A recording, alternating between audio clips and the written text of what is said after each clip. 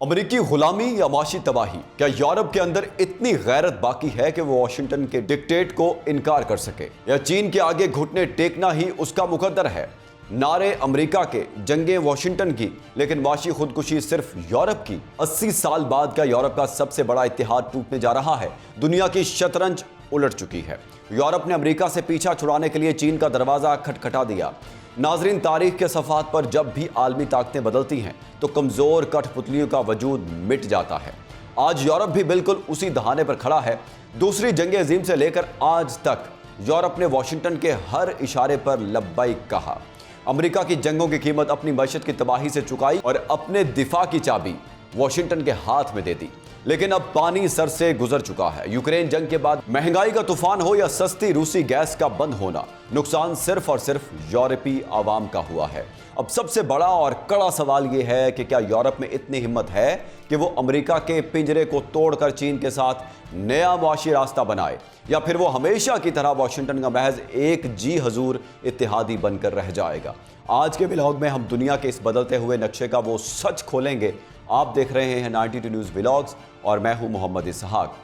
ناظرین، تاریخ میں بعض ایسے موڑ آتے ہیں جو صرف چند ملکوں کی صرف قسمت نہیں بدلتے بلکہ پوری دنیا کے مستقبل کا رخ تبدیل کر دیتے ہیں۔ آج یورپ بھی ایک ایسے ہی تاریخی موڑ پر کھڑا ہے۔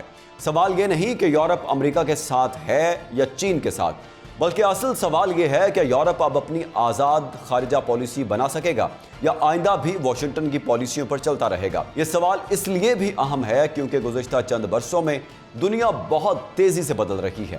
چین ایک مضبوط معاشی طاقت بن چکا ہے۔ روس اور یوکرین کی جنگ نے یورپ کو مشکلات میں ڈال دیا ہے۔ توانائی کا بحران پیدا ہوا، مہنگائی بڑھی اور عالمی طاقت کا توازن پہلے جیسا نہیں رہا۔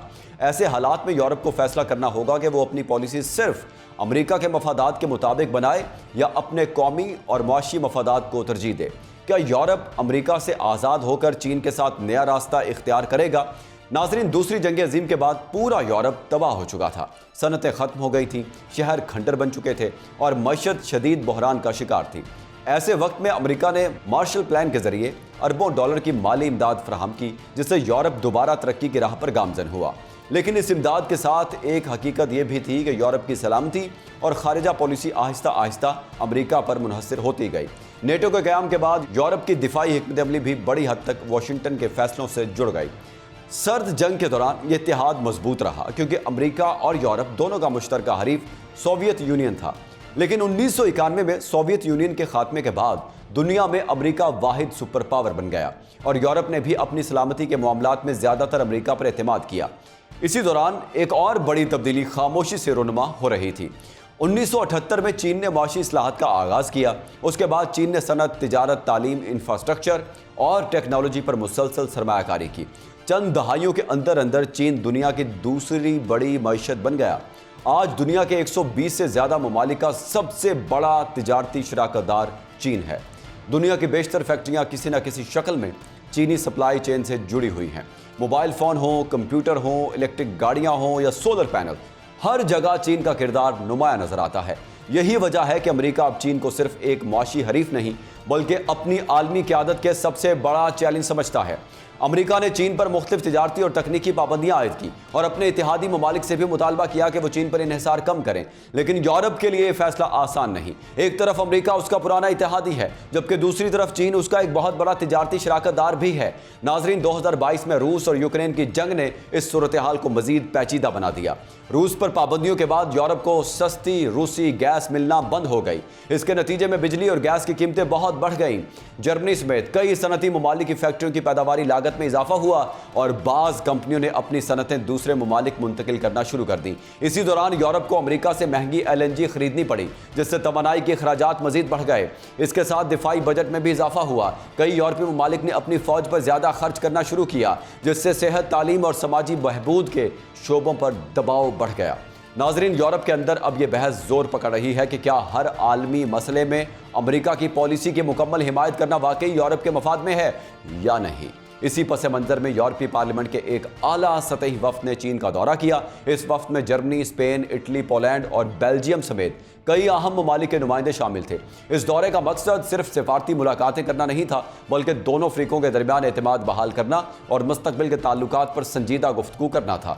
यूरोपीय नुमाइंदों ने चीन से मुतालबा किया कि वो यूक्रेन के जंग के खात्मे में अपना मुस्बत किरदार अदा करे और रूस पर अपना असर और रसूख इस्तेमाल करे। दूसरी तरफ उन्होंने तिजारत के शोबे में भी अपने खदशात का इजहार किया।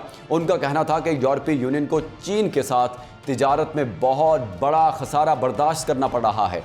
यूरोपीय कंपनियां चाहती हैं कि उन्हें चीन की मंडी में भी वही सहूलियात हासिल हों जो चीनी कंपनियों को यूरोप में मिलती हैं। ये मुतालबात इस बात की निशानदही करते हैं कि यूरोप चीन से ताल्लुकात ख़त्म नहीं करना चाहता, बल्कि ज़्यादा मुतवाज़न ताल्लुकात कायम करना चाहता है। नाज़रीन, यूरोप के अंदर इस वक्त चीन के बारे में दो मुख्तलिफ सोचें मौजूद हैं। पहला ग्रुप सख्त मौक़िफ़ रखता है। उसका ख्याल है कि चीन पर ज़्यादा इन्हिसार मुस्तकबिल में यूरोप के लिए ख़तरा बन सकता है, इसलिए चीन के साथ ताल्लुकात महदूद किए जाएं। दूसरा ग्रुप निस्बतन हकीकत पसंदाना मौक़िफ़ रखता है। उनके मुताबिक इख्तलाफात अपनी जगह मौजूद हैं, लेकिन चीन के साथ तिजारत और सरमायाकारी ख़त्म करना यूरोप की अपनी मईशत के लिए नुकसानदेह होगा। हकीकत भी यही है कि आज यूरोप की बहुत सी सनतें चीन पर इन्हिसार करती हैं। इलेक्ट्रिक गाड़ियों की बैटरियां, सोलर पैनल्स, नायाब मादनियात और बेशुमार सनती पुर्जे चीन से आते हैं। अगर ये सप्लाई अचानक बंद हो जाए तो यूरोपीय सनतों को शदीद मुश्किलात का सामना करना पड़ सकता है।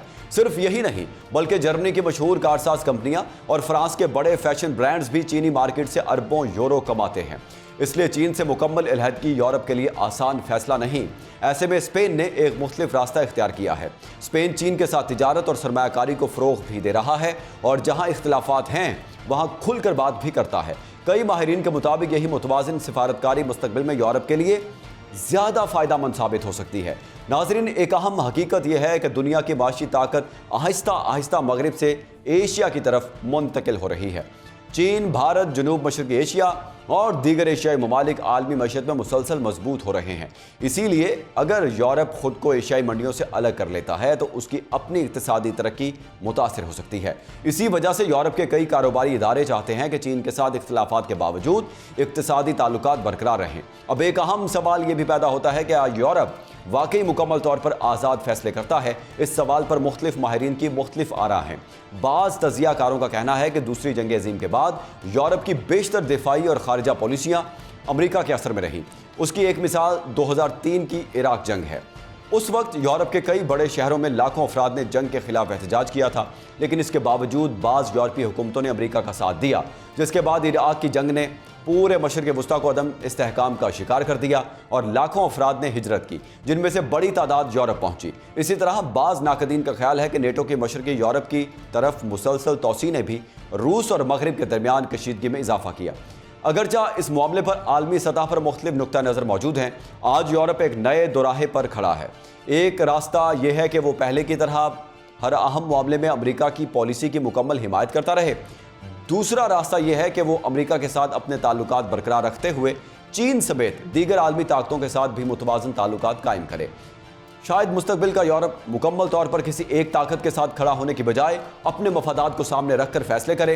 आखिरकार आलमी सियासत में मुस्तकिल दोस्त या दुश्मन नहीं होते, बल्कि मुस्तकिल मफादात होते हैं। अगर यूरोप अपने माशी, सियासी और सिफारती मफादात को तरजीह देता है तो वो आने वाले बरसों में एक ज़्यादा खुद मुख्तार आलमी ताकत बन सकता है। लेकिन अगर वो हर मामले में सिर्फ एक ही ताकत के मौक़िफ़ पर चलता रहा तो उसकी आज़ाद सिफारती हैसियत महदूद हो सकती है।